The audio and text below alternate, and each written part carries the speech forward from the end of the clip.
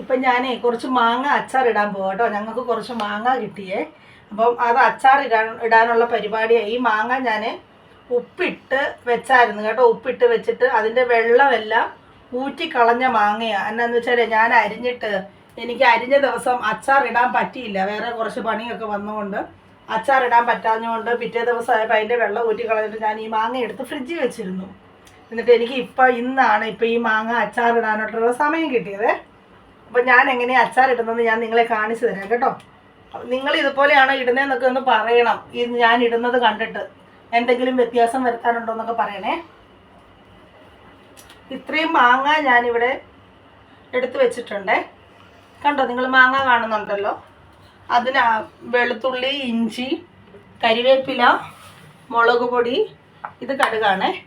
കടുക്, മഞ്ഞൾപ്പൊടി, ഉലുവാപ്പൊടി, ഉപ്പ്, കായം, എണ്ണ. എൻ്റെ കയ്യിൽ നല്ലെണ്ണ ഇല്ല കേട്ടോ, അതുകൊണ്ടാണിത്. നല്ലെണ്ണ ഒഴിച്ച് വെക്കുന്നതായിരിക്കും കുറച്ചും കൂടെ നല്ലത്. പക്ഷെ ഇല്ലാത്തത് കൊണ്ടാണ് ഞാൻ ഈ എണ്ണ എടുത്തത് കേട്ടോ. നമുക്ക് ഞാൻ എങ്ങനെയാണ് അച്ചാർ ഉണ്ടാക്കുന്നത് ഞാൻ നിങ്ങളെ കാണിച്ചു തരാവേ.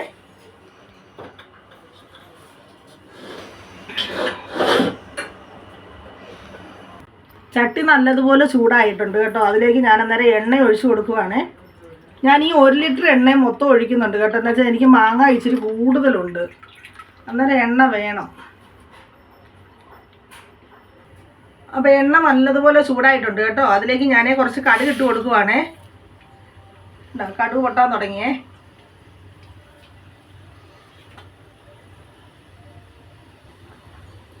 കടുക് അന്നേരം നല്ലതുപോലെ പൊട്ടിയിട്ടുണ്ട്. ഇതിലേക്ക് നമുക്ക് ഇഞ്ചി, ചെറുതായിട്ട് അരിഞ്ഞ ഇഞ്ചി, വെളുത്തുള്ളി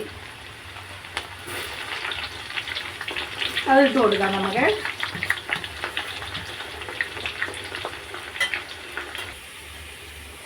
നമ്മുടെ ഇഞ്ചിയും വെളുത്തുള്ളിയും മൂത്ത് വന്നിട്ടുണ്ട്. അതിലേക്ക് ഞാൻ കരിവേപ്പില ഇടുവാണേ. കരിവേപ്പിലേക്ക് എത്ര ചേർക്കുന്നു അത്രയും ടേസ്റ്റാണ്.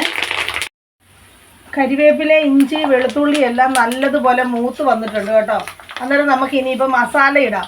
അപ്പോൾ ഈ മുളക് പൊടിയൊക്കെ ഇടുമ്പോഴത്തേക്കിനെ ഗ്യാസ് ഒന്ന് ഓഫ് ചെയ്തിട്ടിട്ട് കൊടുക്കുക. ഇല്ലേ മുളക് പൊടിയൊക്കെ പെട്ടെന്ന് കരിഞ്ഞു പോവേ. അപ്പം ഞാൻ മുളക് പൊടി ഇട്ട് കൊടുക്കട്ടെ. മുളക് പൊടിക്ക് മുമ്പേ ആദ്യം ഞാൻ ഉലുവ പൊടിയാണേ. ഉലുവാപ്പൊടി ഞാൻ അന്നേരം ഇതിലേക്ക് ഇട്ട് കൊടുക്കാൻ പോവാം ആദ്യമേ തന്നെ.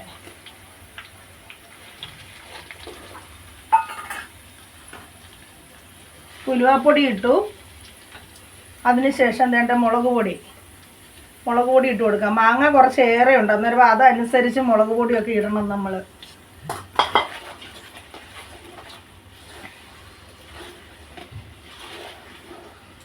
നല്ല തിളച്ച് കിടക്കുന്ന എണ്ണ ആയതുകൊണ്ടുണ്ടല്ലോ, അതിനകത്ത് കിടന്ന് തന്നെ ഈ മസാലയൊക്കെ ഇതാവുന്നുണ്ട്. ഇല്ലേ നമ്മൾ തീ ഓൺ ചെയ്ത് വെച്ച് കഴിഞ്ഞാൽ ഇതെല്ലാം കൂടെ കരിഞ്ഞു പോവേ. ഇനി മഞ്ഞൾ പൊടി ഇട്ട് കൊടുക്കാം നമുക്ക് ഇതിലോട്ട്.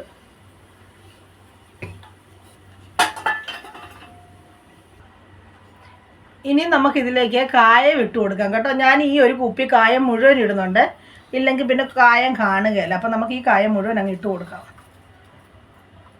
കായം, ഉലുവ, മുളക് പൊടിയൊക്കെ നല്ലതുപോലെ ചേർക്കണം, എന്നാലേ അതിൻ്റെ ആ ഒരു...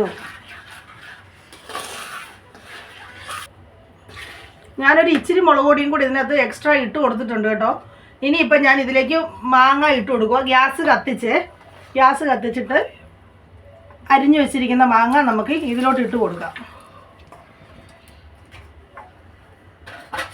അപ്പോൾ മാങ്ങ ഞാൻ മുഴുവനായിട്ട് ഇടട്ടെ.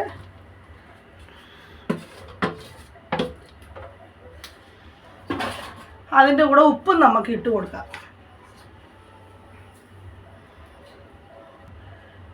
ഇനി ഇതിനെ നല്ലതുപോലെ ഒന്ന് മിക്സ് ചെയ്തെടുക്കാം. ചെറിയ തീയിൽ ഗ്യാസ് കത്തുന്നുണ്ട്, പക്ഷേ അധികം സമയമൊന്നും വേണ്ട. ഇതിനെ നമുക്ക് വേവിക്കേണ്ട ആവശ്യമൊന്നുമില്ല കേട്ടോ.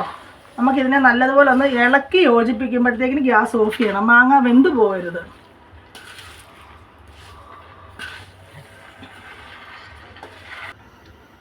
അപ്പോൾ ഇത് കണ്ടോ, ഞാനിത് നല്ലതുപോലെ ഇളക്കി എടുത്തിട്ടുണ്ട് കേട്ടോ. ഈ മാങ്ങ ഇട്ട് ഇളക്കുമ്പോഴത്തേക്കിന് നമ്മൾ ഗ്യാസ് അങ്ങ് ഓഫ് ചെയ്യും, ഇല്ലെങ്കിൽ മാങ്ങ വെന്ത് പോവേ. കുനുകുന അരിഞ്ഞ മാങ്ങയല്ലേ, ഇത് വെന്ത് പോയി കഴിഞ്ഞാൽ പിന്നെ ഒരു രസം ഉണ്ടാവില്ല. ഇനിയാണ് ഇതിനകത്തൊരു മെയിൻ സാധനം ഞാൻ ചേർക്കാൻ പോകുന്നത്. ഇത് കണ്ടോ നിങ്ങൾ, ഇത് വെള്ളവും വിനാഗിരിയും കൂടെ തിളപ്പിച്ച് ഞാൻ നേരത്തെ വെച്ചിരുന്നതാണ് ഇത് കേട്ടോ. വെള്ളവും വിനാഗിരിയും. അപ്പോൾ അത് നമുക്കിതിലേക്ക് ഒഴിച്ചു കൊടുക്കാവേ. ആവശ്യത്തിന് ഞങ്ങൾക്കിത് മുഴുവൻ വേണ്ടി വരും. എന്നാ വെച്ചാൽ ഇച്ചിരി ഏറെ മാങ്ങയുണ്ടല്ലോ. ഒഴിച്ചു കൊടുത്തിട്ട് ഇതിനെ നമുക്ക് ഇളക്കാം.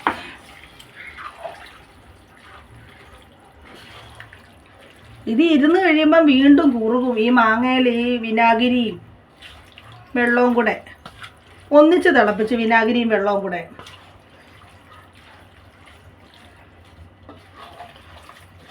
അച്ചാറിടുമ്പോൾ എപ്പോഴും ഇച്ചിരി ഉപ്പ് മുന്നോട്ട് നിൽക്കണം കേട്ടോ. ഉപ്പൊക്കെ ഇച്ചിരി നല്ലതുപോലെ ഇടണം. അന്നേരം കേടാവാതെ കുറച്ച് നാൾ നമ്മുടെ അച്ചാർ ഇരുന്നോളും. പെട്ടെന്ന് കേടാവത്തില്ല. ഉപ്പൊക്കെ കുറഞ്ഞു പോയി കഴിഞ്ഞാൽ അച്ചാറൊക്കെ എളുപ്പം കേടാകാനുള്ള ചാൻസ് ഉണ്ട്. അപ്പോൾ ഉപ്പ് എപ്പോഴും ഇച്ചിരി മുന്നോട്ട് നിൽക്കണം അച്ചാറിടുമ്പോൾ. അച്ചാറിന് ടേസ്റ്റും അത് തന്നെയാണ്. കുറച്ച് ഉപ്പ് നല്ലതുപോലെ വേണം. കുറഞ്ഞു പോയി കഴിഞ്ഞാൽ അച്ചാറിന് ടേസ്റ്റ് കാണത്തില്ല. അപ്പം വെള്ളവും വിനാഗിരിയും കൂടെ തിളപ്പിച്ച് വെച്ചിരുന്ന വെള്ളവും ഞാനിപ്പോൾ ഇതിലേക്ക് ആഡ് ചെയ്ത് കേട്ടോ. നല്ലതുപോലെ എല്ലാം മിക്സ് ചെയ്ത് വെച്ചിട്ടുണ്ട്. ഇതെനിക്ക് ഇരിക്കുമ്പോൾ ഇനിയും കുറച്ചും കൂടെ ഒക്കെ കുറുകും. അപ്പോൾ ഇപ്പം ഞാൻ അച്ചാറുണ്ടാക്കി നിങ്ങൾ കണ്ടല്ലോ.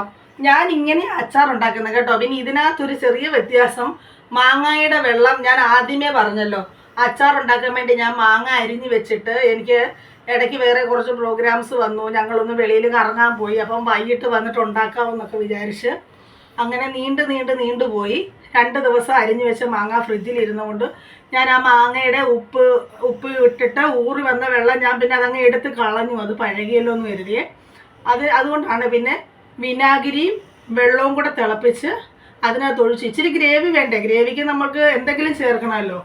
അതുകൊണ്ട് വിനാഗിരിയും വെള്ളവും കൂടെ തിളപ്പിച്ചാറിച്ച് ലാസ്റ്റ് അതിനകത്ത് ഒഴിച്ച് മിക്സ് ചെയ്യുമായിരുന്നു കേട്ടോ. അപ്പം ഞാൻ ഇങ്ങനെയൊക്കെ അച്ചാറിടുന്നത്. അപ്പം നിങ്ങളും ഇങ്ങനെയാണോ അച്ചാറിടുന്നതെന്നൊന്ന് പറയണം കേട്ടോ. അതുപോലെ തന്നെ എൻ്റെ അച്ചാർ ഇഷ്ടമായെങ്കിലും നല്ലതാണെങ്കിലും നിങ്ങളൊന്ന് അഭിപ്രായം പറയണം കേട്ടോ. ബൈ.